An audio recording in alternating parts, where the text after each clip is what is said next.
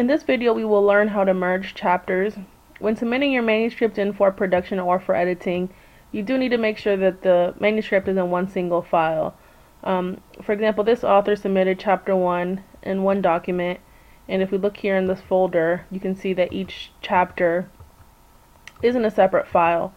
To correct this, you will go to the end of chapter 1, and you're going to go ahead and insert a page break. Once you insert the page break, you'll go to Object here, and you're going to click on Text from File, Chapter 2, Insert. You can tell that it kept all the spacing and formatting. Here's chapter 1, here's chapter 2. Another way to do this, if you don't have that option available, is to copy and paste. You can go ahead and open chapter 3 or the chapter you're using, and you would copy the whole text.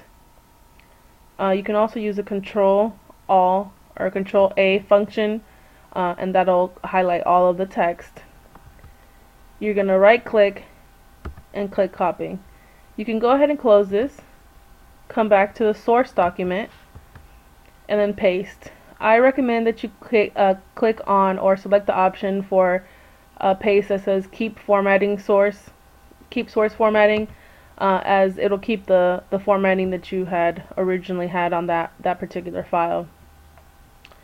And that's how you merge chapters.